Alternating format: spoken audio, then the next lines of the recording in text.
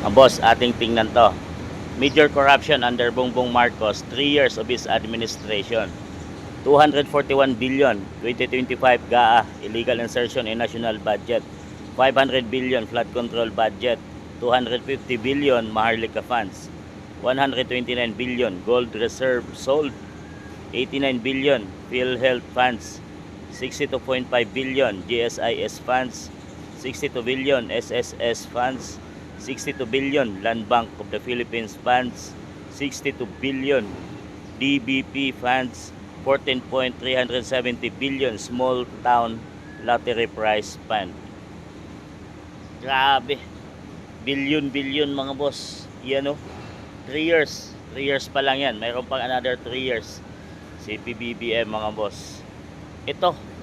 Napalaking pera ng Pilipinas mga boss. At di alam ng mamamayang Pilipino kung nasaan na tong pera na to mga boss.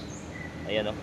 Billions of money ng Pilipinas mga boss. Napakaraming pera ng Pilipinas kung ito ay magamit sa tama sa mga flood controls at sa mga mahirap nating mamamayang Pilipino, nakagawa ng mga projects, mga tulay, buildings, gaya ng build ni Pangulong Duterte. Maraming magagawa tong perang to, billions mga boss. Di sana maganda ang kalagayan ng Pilipinas ngayon mga boss, at hindi naghihirap, hindi nagugutom ang mamamayan nating Pilipino mga boss.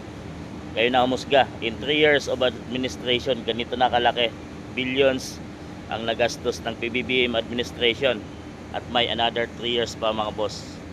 Kayo na umusga.